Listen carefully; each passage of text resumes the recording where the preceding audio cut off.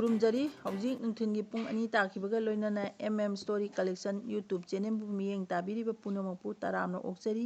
अहामदा मरुइबा पाव KNO अमसुंग ZRO गी अपुंबा मिफम पांथोक्तुना CM गी थोरमदा सरुक यादनबा लेपनखरे नबसागी चेंग फंगंदबगी मायोक्ता नेशनल हाईवे 38 थिंगनी हाइना CSO सिंगना फोंदोखरे होम मिनिस्टर गोविंदासना एक्सटर्नल एग्रेशन नते हाइबा वाफम सेंदोंनबा TNA ना डिमांड तौरी म्यांमार की मोनोई कुकी खुन मई थ्रमले हौजिक पाउ संदोंना पिजरी कुकी नेशनल ऑर्गेनाइजेशन KNO अमसुंग जोमीरी यूनिफिकेशन ऑर्गेनाइजेशन ZRO की अपुनबा मैरा अमा थासिगी 13 ZRO की प्रेसिडेंट की युमदा पांथोक्तुना नाकल अनिना सोशल मीडियादा मॉनिटरिंग पॉलिटिकल डिमांड अमसुंग मोनोक्लेक्चर की मतांगदा कुपना खनखिबगा लोइनना लागलिबा मे 15 दा चीफ मिनिस्टर वाई खेमचान सिंगाना चुचामपुरदा लाकनबा थौरांग तौरिबा असि सरुक यादबा हाइना वारेप लौरे हाइरी प्रेसना फंगबा पाव गी मतुंग इना मिफम अदु सेमुएल हेंथोंगना प्रिसाइड तौखी अदुगा खेन चिन्ना रिकॉर्डिंग सेक्रेटरी ओइखी मिफम अदुदा WhatsApp चैनल सिंह Facebook पेज सिंह अमसुंग WhatsApp ग्रुप सिंह यावना सोशल मीडिया की खुथांगदा कांगलुप मसेन नुंसीदनबा पाउ संदोबसिंग थिंगनबा जॉइंट मॉनिटरिंग सेल अमा सेमखी जॉइंट मॉनिटरिंग सेल असिदा लूप अनिमकी information and public relations department सिंह यावरी अमसुंग KNO अमदी ZRO की सेक्रेटरी सिंगना सेल असिबु पुने यंगसिनगनी हिरम असिगी मतांगदा अपुंबा चेरोन अमसु थोकनी हाइरी इंग लिसिंगनी सुमना कुलुमदोगी मे 3 की मतुंगदा एडॉप्ट तौखिबा कॉमन पॉलिटिकल गोल अमा ओइरिबा यूनियन टेरिटोरी विथ लेजिस्लेचर असी मखा ताना वारे अमा लौदिबा फावबा होंदना लैगनी हाइनसु मिफम अदुदा सिक्सिलनकी हाइरी नोमिनिकेचर की मतांगदा कुकी जोन हाइबसे जोमी सिंगना यादबना KNO की कैबिनेट ताम असिबु पुखलखिबा लुचिंगबसिंगा हाना तानाखिगनी हिरम असिगी मतांगदा मथंगी KNO अमदी ZRO की मिफमदा अमु पुखटकनी कमल ओइबा पॉलिटिकल मूवमेंट म्यूचुअल रेस्पेक्ट बेसिसता जोमी लुचिंगबसिंगना कुकी जोमी हाइना सिजिनबा वाफम हौदोखी पॉलिटिकल डायलॉग यंगसिननबा सेंट्रल वर्किंग कमिटी अमा सेमबगी मतांगदा ZRO की कैबिनेट हाना खनरबा मतुंगदा लूप अनिगी मिफमदा अमु हाना पुखपा हाइना यानकी हाइरी चीफ मिनिस्टर वाई खेमचान सिंगाना लालिबा मे 15 दा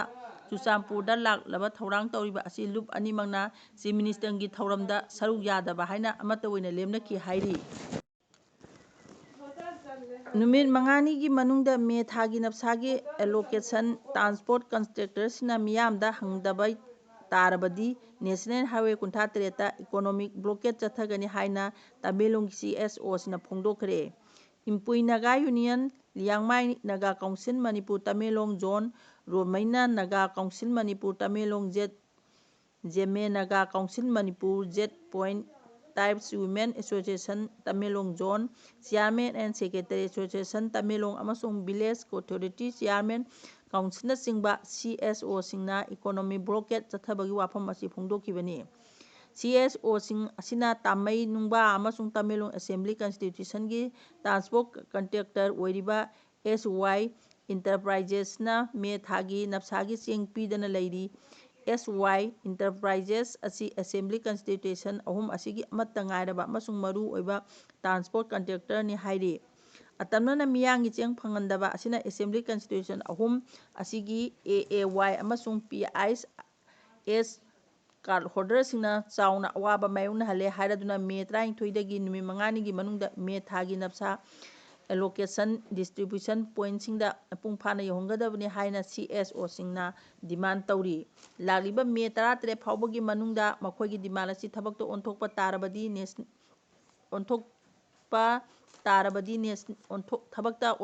तारबदी नेशनल हाईवे 38 इकोनॉमी ब्लॉकेज की खोंजंग चंगसिलगनी खोंजल असिगी मनुंगदा नेशनल हाईवे 38 पोचै पुबा गाड़ी पुनम चथोक चसिन तौबदा ꯑꯊꯤꯡꯕ ꯊꯝꯒꯅꯤ ꯍꯥꯏꯔꯤ꯫ ꯈꯣꯡꯖꯪ ꯑꯁꯤꯅ ꯃꯔꯝ ꯑꯣꯏꯔꯒ ꯃꯤꯌꯥꯝꯗ ꯈꯨꯗꯣꯡꯆꯥꯗꯕ ꯃꯥꯌꯣꯛꯅꯍꯟꯕ, ꯁꯦꯟꯃꯤꯠꯂꯣꯟꯒꯤ ꯑꯃꯥꯡꯕ ꯅꯠꯇ꯭ꯔꯒ ꯄꯥꯝꯗꯕ ꯊꯧꯗꯣꯛ ꯊꯣꯛꯂꯛꯄ ꯇꯥꯔꯕꯗꯤ ꯃꯗꯨꯒꯤ ꯗꯥꯏꯇ ꯇ꯭ꯔꯥꯟꯁꯄꯣꯔꯠ ꯀꯟꯇ꯭ꯔꯦꯛꯇꯔ (SY) ꯏꯟꯇꯔꯄ꯭ꯔꯥꯏꯖꯦꯁꯅ ꯄꯨꯒꯗꯕꯅꯤ꯫ ꯃꯔꯝ ꯑꯗꯨꯅ ꯃꯔꯤ ꯂꯩꯅꯕ ꯑꯣꯊꯣꯔꯤꯇꯤꯁꯤꯡꯅ ꯑꯊꯨꯕ ꯃꯇꯝꯗ ꯃꯤꯠꯌꯦꯡ ꯆꯪꯗꯨꯅ ꯀꯟꯇ꯭ꯔꯦꯛꯇꯔ ꯑꯁꯤꯕꯨ ꯃꯁꯥꯒꯤ ꯃꯊꯧ ꯇꯧꯍꯜꯂꯨ ꯍꯥꯏꯔꯤ꯫ ꯀꯔꯤꯒꯨꯝꯕ ꯄꯤꯔꯤꯕ ꯅꯨꯃꯤꯠ 5ꯅꯤꯒꯤ ꯃꯇꯝ ꯑꯁꯤꯒꯤ ꯃꯅꯨꯡꯗ ꯗꯤꯃꯥꯟꯗꯁꯤꯡ ꯊꯕꯛꯇ ꯑꯣꯟꯊꯣꯛꯄ ꯇꯥꯔꯕꯗꯤ CSOꯁꯤꯡꯅ ꯏꯀꯣꯅꯣꯃꯤ ꯕ꯭ꯂꯣꯛꯀꯤ ꯈꯣꯡꯖꯪ ꯑꯁꯤ ꯍꯟꯗꯣꯛꯄꯗ ꯑꯀꯥꯏꯕ ꯂꯩꯇꯦ ꯍꯥꯏꯔꯤ꯫ ꯏꯟꯗꯣ-ꯃ꯭ꯌꯥꯟꯃꯥꯔ ꯕꯣꯔꯗꯔ ꯃꯅꯥꯛꯀꯤ ꯃ꯭ꯌꯥꯟꯃꯥꯔꯗ ꯂꯩꯕ ꯃꯣꯅꯣꯏ ꯀꯨꯀꯤ ꯈꯨꯜ ꯑꯃ ꯉꯁꯤ ꯅꯨꯡꯊꯤꯜ ꯈꯨꯠꯂꯥꯏ ꯄꯥꯏꯕꯁꯤꯡꯅ ꯃꯩ ꯊꯥꯔꯝꯂꯦ ꯍꯥꯏꯔꯤ꯫ ꯄ꯭ꯔꯦꯁꯅ ꯐꯪꯕ ꯄꯥꯎꯒꯤ ꯃꯇꯨꯡ ꯏꯟꯅ ꯉꯁꯤ ꯅꯨꯡꯊꯤꯜ ꯄꯨꯡ 3 ꯇꯥꯕꯗ ꯈꯨꯠꯂꯥꯏ ꯃꯇꯤꯛ ꯆꯥꯅ ꯄꯥꯏꯕ ꯁꯛꯈꯪꯗꯕꯁꯤꯡꯅ ꯈꯨꯜ ꯑꯗꯨꯗ ꯂꯩꯔꯝꯕ ꯌꯨꯝꯁꯤꯡ ꯃꯩ ꯊꯥꯗꯣꯛꯂꯝꯈꯤ꯫ ꯊꯧꯗꯣꯛ ꯑꯗꯨꯗ ꯈꯨꯜ ꯑꯗꯨꯒꯤ ꯈꯨꯟꯖꯥꯁꯤꯡ ꯑꯁꯣꯛ-ꯑꯄꯟ ꯅꯪꯈꯤꯕꯒꯤ ꯄꯥꯎꯗꯤ ꯂꯩꯈꯤꯗꯦ꯫ ꯊꯧꯗꯣꯛ ꯑꯗꯨꯒꯤ ꯃꯇꯥꯡꯗ ꯃꯅꯤꯄꯨꯔ ꯄꯨꯂꯤꯁꯀꯤ ꯁꯣꯁꯤꯑꯦꯜ ꯃꯤꯗꯤꯌꯥ ꯑꯦꯀꯥꯎꯟꯗ ꯊꯥꯒꯠꯂꯛꯄ ꯄꯣꯏꯟꯒꯤ ꯃꯇꯨꯡ ꯏꯟꯅ ꯉꯁꯤ ꯅꯨꯡꯊꯤꯜ ꯄꯨꯡ 3 ꯇꯥꯕꯗ ꯃꯣꯅꯣꯏ ꯀꯨꯀꯤ ꯈꯨꯟꯒꯤ ꯌꯨꯝꯁꯤꯡ ꯃꯩ ꯊꯥꯔꯝꯂꯦ ꯍꯥꯏꯅ ꯁꯣꯁꯤꯑꯦꯜ ꯃꯤꯗꯤꯌꯥꯗ ꯄ꯭ꯂꯦꯠꯐꯣꯔꯝꯁꯤꯡꯗ ꯁꯟꯗꯣꯔꯛꯂꯤꯕ ꯑꯗꯨ ꯃꯅꯤꯄꯨꯔꯒꯤ ꯀꯥꯝꯖꯣꯡ ꯗꯤꯁꯇ꯭ꯔꯤꯛꯇ ꯅꯠꯇꯦ꯫ ꯊꯧꯗꯣꯛ ꯑꯗꯨ ꯏꯟꯗꯣ-ꯃ꯭ꯌꯥꯟꯃꯥꯔ ꯕꯣꯔꯗꯔꯒꯤ ꯀꯥꯝꯖꯣꯡꯗ ꯂꯩꯕ ꯕꯣꯔꯗꯔ ꯄꯤꯂꯔ ꯅꯝꯕꯔ 119ꯗꯒꯤ ꯃ꯭ꯌꯥꯟꯃꯥꯔꯔꯣꯝꯗ ꯀꯤꯂꯣꯃꯤꯇꯔ 2 ꯆꯠꯂꯒ ꯂꯩꯕ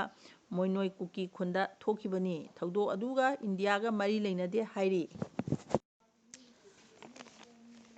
ꯀꯨꯀꯤ ꯖꯣꯟꯁꯤꯡꯅ ꯅꯝꯅ ꯈꯨꯟꯗꯥꯕ ꯃꯔꯨꯑꯣꯏꯕ ꯆꯨꯔꯆꯥꯟꯄꯨꯔ ꯆꯤꯐ ꯃꯤꯅꯤꯁꯇꯔ ꯋꯥꯏ ꯈꯦꯝꯆꯥꯟꯅ ꯆꯠꯅꯕ ꯊꯧꯔꯥꯡ ꯇꯧꯔꯤꯕ ꯑꯁꯤ ꯍꯟꯗꯣꯛꯅꯕ ꯀꯨꯀꯤ MP ꯃꯅꯤꯄꯨꯔ ꯐꯣꯡꯗꯣꯛꯄꯒ ꯂꯣꯏꯅꯅ ꯃꯍꯥꯛꯀꯤ ꯈꯣꯡꯆꯠ ꯑꯁꯤꯗ ꯇꯦꯟꯁꯟ ꯍꯦꯟꯅ ꯋꯥꯡꯈꯠꯍꯟꯒꯅꯤ ꯑꯃꯁꯨꯡ ꯁ꯭ꯇꯦꯠ ꯑꯁꯤꯗ ꯁꯥꯟꯇꯤ ꯑꯃꯗꯤ ꯃꯍꯧꯁꯥꯒꯤ ꯐꯤꯔꯦꯞ ꯍꯟꯖꯤꯜꯍꯟꯅꯕ ꯍꯣꯠꯅꯔꯤꯕ ꯑꯁꯤ ꯑꯀꯥꯏꯕ ꯑꯣꯏꯔꯛꯀꯅꯤ ꯍꯥꯏꯔꯤ꯫ ꯀꯨꯀꯤ MP ꯃꯅꯤꯄꯨꯔꯒꯤ ꯆꯦꯔꯣꯜ ꯑꯃꯗ ꯍꯧꯖꯤꯛ ꯁ꯭ꯇꯦꯠ ꯑꯁꯤꯗ ꯂꯩꯔꯤꯕ ꯒꯚꯔꯟꯃꯦꯟꯠ ꯑꯁꯤ ꯂꯥꯛꯄꯗꯒꯤ ꯆꯤꯐ ꯃꯤꯅꯤꯁꯇꯔꯅ ꯆꯤꯡꯒꯤ ꯗꯤꯁꯇ꯭ꯔꯤꯛꯁꯤꯡꯗ ꯊꯣꯏꯗꯣꯛꯄ ꯊꯧꯗꯣꯛꯁꯤꯡ ꯊꯣꯛꯇꯅ ꯆꯠꯈ꯭ꯔꯦ꯫ ꯃꯁꯤꯅ ꯁ꯭ꯇꯦꯠ ꯒꯚꯔꯟꯃꯦꯟꯠ ꯑꯃꯗꯤ ꯃꯁꯤꯒꯤ ꯂꯨꯆꯤꯡꯕꯁꯤꯡꯅ ꯁꯥꯟꯇꯤ ꯍꯟꯖꯤꯜꯍꯟꯅꯕ ꯍꯣꯠꯅꯕꯗ ꯃꯥꯏꯀꯩ ꯈꯔꯗ ꯃꯥꯏ ꯄꯥꯛꯄ ꯉꯝꯂꯦ ꯍꯥꯏꯕ ꯌꯥꯏ ꯍꯥꯏꯔꯤ꯫ ꯑꯗꯨꯕꯨ ꯀꯨꯀꯤ-ꯖꯣ ꯀꯥꯡꯂꯨꯞꯁꯤꯡꯅ ꯈꯨꯟꯗꯥꯕ ꯆꯨꯔꯆꯥꯟꯄꯨꯔ, ꯀꯥꯡꯄꯣꯛꯄꯤ ꯑꯃꯁꯨꯡ ꯇꯦꯡꯅꯧꯄꯜ ꯗꯤꯁꯇ꯭ꯔꯤꯛꯁꯤꯡꯗ ꯍꯧꯖꯤꯛ ꯑꯣꯏꯔꯤꯕ ꯐꯤꯚꯝꯁꯤꯡ ꯁꯦꯟꯁꯤꯇꯤꯚ ꯑꯃꯗꯤ ꯚꯣꯂꯦꯇꯥꯏꯜ ꯑꯣꯏꯕꯅ ꯌꯥꯝꯅ ꯇꯣꯉꯥꯜꯂꯤ꯫ ꯔꯤꯄꯣꯔꯠꯁꯤꯡꯒꯤ ꯃꯇꯨꯡ ꯏꯟꯅ ꯆꯤꯐ ꯃꯤꯅꯤꯁꯇꯔꯅ ꯃꯦ 15ꯗ ꯆꯨꯔꯆꯥꯟꯄꯨꯔꯗ ꯆꯠꯅꯕ ꯊꯧꯔꯥꯡ ꯇꯧꯔꯤꯕ ꯑꯁꯤꯗ ꯃꯐꯝ ꯑꯁꯤꯗ ꯂꯩꯔꯤꯕ ꯇꯦꯟꯁꯟ ꯑꯁꯤ ꯃꯥꯡꯖꯧꯅꯅ ꯔꯤꯖꯣꯜꯕ ꯇꯧꯕ ꯇꯉꯥꯏꯐꯗꯦ ꯍꯥꯏꯔꯤ꯫ ꯃꯑꯣꯡ ꯇꯥꯗꯕ ꯐꯤꯚꯝ ꯑꯃꯗꯤ ꯆꯩꯔꯛꯇ ꯆꯤꯐ ꯃꯤꯅꯤꯁꯇꯔꯅ ꯆꯠꯀꯅꯤ ꯍꯥꯏꯔꯤꯕꯁꯤꯅ ꯃꯤꯌꯥꯝꯒꯤ ꯃꯔꯛꯇ ꯍꯦꯟꯅ ꯌꯥꯅꯤꯡꯗꯕ ꯊꯧꯗꯣꯛ ꯊꯣꯛꯂꯛꯄ ꯌꯥꯏ꯫ CMꯒꯤ ꯈꯣꯡꯆꯠ ꯑꯁꯤ ꯍꯥꯟꯅꯒꯤ ꯂꯣ ꯑꯦꯟꯗ ꯑꯣꯔꯗꯔꯒꯤ ꯐꯤꯚꯝ ꯐꯠꯇ꯭ꯔꯤꯕ ꯑꯁꯤꯗ ꯍꯦꯟꯅ ꯊꯣꯛꯍꯟꯅꯤꯡꯗꯕ ꯊꯧꯗꯣꯛ ꯊꯣꯛꯂꯛꯅꯅꯕ ꯃꯔꯝ ꯑꯣꯏꯒꯅꯤ ꯍꯥꯏꯔꯤ꯫ ꯆꯨꯔꯆꯥꯟꯄꯨꯔ ꯈꯣꯡꯆꯠꯅ ꯑꯣꯏꯍꯜꯂꯛꯀꯗꯕ ꯐꯤꯚꯝ ꯑꯗꯨ ꯒꯚꯔꯟꯃꯦꯟꯠꯅ ꯁ꯭ꯇꯦꯠ ꯑꯁꯤꯗ ꯁꯥꯟꯇꯤ ꯍꯟꯖꯤꯜꯍꯟꯅꯕ ꯂꯧꯈꯠꯂꯤꯕ ꯈꯣꯡꯊꯥꯡꯁꯤꯡ ꯑꯁꯤꯒꯤ ꯑꯣꯟꯅ-ꯇꯩꯅꯕ ꯑꯣꯏꯅ ꯊꯣꯛꯀꯅꯤ꯫ ꯃꯔꯝ ꯑꯗꯨꯅ ꯆꯤꯐ ꯃꯤꯅꯤꯁꯇꯔꯒꯤ ꯈꯣꯡꯆꯠ ꯑꯁꯤ ꯌꯩꯊꯣꯛꯇꯨꯅ ꯃꯤꯌꯥꯝꯒ ꯌꯥꯝꯅ ꯁꯥꯐꯕ, ꯑꯔꯊ ꯂꯩꯕ ꯑꯃꯁꯨꯡ ꯀꯟꯁꯇ꯭ꯔꯛꯇꯤꯚ ꯑꯣꯏꯅ ꯄꯨꯟꯕ ꯃꯇꯝꯗ ꯑꯣꯏꯅ ꯂꯥꯛꯅꯕ ꯀꯨꯀꯤ MP ꯃꯅꯤꯄꯨꯔꯅ ꯌꯥꯝꯅ ꯍꯛꯆꯤꯟꯅ ꯐꯣꯡꯗꯣꯛꯂꯤ꯫ ꯀꯨꯀꯤ-ꯖꯣꯟꯁꯤꯡꯅ ꯇꯥꯜꯂꯤꯕ ꯄꯣꯂꯤꯇꯤꯀꯦꯜꯒꯤ ꯗꯤꯃꯥꯟꯗ ꯑꯁꯤ ꯈꯟꯅꯗ꯭ꯔꯤꯕ ꯐꯥꯎꯕ ꯁ꯭ꯇꯦꯠ ꯒꯚꯔꯟꯃꯦꯟꯠꯅ ꯀꯨꯀꯤ-ꯖꯣ ꯇꯥꯕ ꯃꯐꯝꯁꯤꯡꯗ ꯂꯥꯛꯄꯗ ꯑꯣꯄꯣꯖ ꯇꯧꯅꯕ ꯀꯨꯀꯤ MP ꯃꯅꯤꯄꯨꯔ ꯑꯃꯗꯤ ꯃꯁꯤꯗ ꯑꯦꯐꯤꯂꯤꯌꯦꯠ ꯇꯧꯔꯤꯕ ꯑꯣꯔꯒꯅꯥꯏꯖꯦꯁꯟꯁꯤꯡꯅ ꯋꯥꯔꯦꯞ ꯂꯧꯕ ꯂꯩꯈ꯭ꯔꯦ ꯍꯥꯏꯔꯤ꯫ ꯁꯦꯄꯔꯦꯠ ꯑꯦꯗꯃꯤꯅꯤꯁꯇ꯭ꯔꯦꯁꯟꯒꯤ ꯐꯤꯔꯦꯞꯀꯤ ꯃꯇꯥꯡꯗ ꯄꯜꯂꯗꯨꯅ ꯀꯨꯀꯤ-ꯖꯣ ꯃꯤꯌꯥꯝꯒꯤ ꯑꯄꯥꯝꯕ ꯑꯃꯗꯤ ꯋꯥꯈꯜꯂꯣꯟꯁꯤꯡꯕꯨ ꯏꯀꯥꯏ ꯈꯨꯝꯅꯗꯕ ꯊꯕꯛ ꯇꯧꯔꯝꯂꯕꯗꯤ ꯂꯝꯗꯝ ꯑꯁꯤ ꯇꯨꯡ ꯀꯣꯏꯕ ꯁꯥꯟꯇꯤꯒꯤ ꯂꯝꯕꯤ ꯑꯗꯨ ꯂꯥꯞꯊꯣꯛꯍꯟꯒꯅꯤ ꯑꯃꯁꯨꯡ ꯍꯧꯖꯤꯛ ꯂꯩꯔꯤꯕ ꯊꯥꯖꯗꯕ ꯑꯁꯤ ꯍꯦꯟꯒꯠꯍꯟꯒꯅꯤ ꯍꯥꯏꯔꯤ꯫ ꯃꯇꯥꯡꯁꯤꯗ ꯃꯤꯠꯌꯦꯡ ꯇꯥꯕꯤꯔꯤꯕꯁꯤꯡꯕꯨ ꯑꯃꯨꯛꯀ ꯍꯟꯅ ꯈꯨꯔꯨꯝꯖꯔꯤ꯫